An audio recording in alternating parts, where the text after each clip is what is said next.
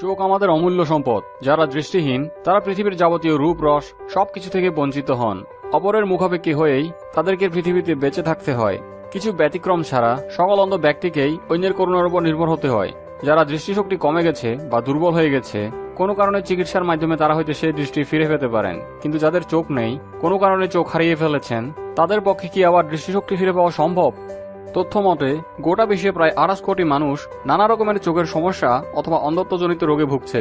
আর এইসবের সমাধান নিয়েও বিশেষজ্ঞরা কাজ করছেন বহু বছর ধরে, এবং এর একটা সমাধানও খুঁজে পেয়েছেন গবেষকরা। তারা বলেছেন সব ধরনের অন্ধত্বের জন্য একটি মাত্র মহৌষধ হতে পারে, তা হচ্ছে নকল ইলেকট্রনিক চোখ বা বায়োনিক চোখ, যা কিনা এতদিন কল্পকাহিনীতে দেখা গেছে। এইরকমই একজন দৃষ্টিশক্তি হারানো ব্যক্তি রবার্ট ফ্লিন, যিনি 80 বছর বয়সে বায়োনিক বা নকল চোখের সহায়তায় নতুন করে দেখতে পেয়েছেন। বিশ্বে তিনিই প্রথম মানুষ যিনি অত্যাধুনিক প্রযুক্তির সহায়তায় দৃষ্টিশক্তি ফিরে পেয়েছেন। প্রসঙ্গত 8 বছর আগে এএমডির প্রকোপে চোখের দৃষ্টি ক্ষীণ হতে শুরু করে রবার্ট ফ্লিনের। এক পর্যায়ে দৃষ্টিশক্তির প্রায় পুরোটাই হারিয়ে ফেলেন তিনি।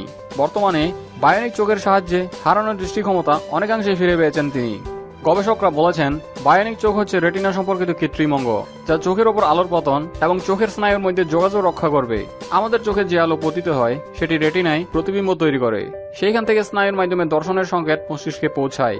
বায়োনিক চোখ এই কাজগুলোই করে দেবে, অর্থাৎ আলোর সংকেত সরাসরি মস্তিষ্কে পাঠিয়ে দেবে।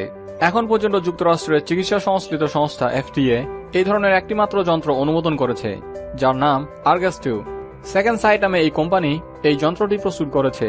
এতে চোখের লেন্সের আকার আকৃতির একটি ক্যামেরা থাকে, যা চোখের পৃষ্ঠে বসিয়ে দেওয়া হয়। এই ক্যামেরা কিছু কিছু সংকেত মস্তিষ্কে পাঠাতে পারে। এখন পর্যন্ত এই যন্ত্রে কেবল কোনো বস্তুর ছায়া এবং অবয়বই অনুভব করা যায়। তবে অস্ট্রেলিয়ার মেলবোর্নে নতুন এক ধরনের বায়োনিক চোখ নিয়ে কাজ হচ্ছে, যেগুলো মুখের নানান রকম অঙ্গভঙ্গি শনাক্ত করতে পারবে এবং বড় বড় লেখা পড়তে পারবে। এই প্রযুক্তির পেছনের বিজ্ঞানীরা বাস্তব ক্ষেত্রে এই চোখ পরীক্ষা করে দেখার প্রস্তুতি নিচ্ছেন। যুক্তরাষ্ট্রের খাদ্য ও ওষুধ বিষয়ক সংস্থা FDA কৃত্রিম চোখ লাগানোর শল্য চিকিৎসার অনুমোদন দিয়েছে। তবে এই চিকিৎসা এখনো বেশ ব্যয়বহুল, আর এখনো বায়োনিক চোখ পুরোপুরিভাবে আসল চোখের মতো দৃষ্টি দিতে পারে না।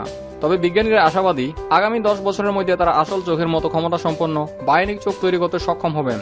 আর এটা তৈরি করা গেলে মানুষের দৃষ্টিসীমা অনেক দূরে এগিয়ে যাবে। এমনিতে জগতের অনেক প্রাণীর তুলনায় মানুষের দৃষ্টিশক্তি ক্ষীণ, তবে বায়োনিক চোখের মাধ্যমে দৃষ্টিশক্তি বেড়ে যাবে অনেক গুণ। শুধু তাই নয়, সব আলোক সীমার অতি ক্ষুদ্র পাল্লার তরঙ্গই কেবল মানুষ দেখতে পায়।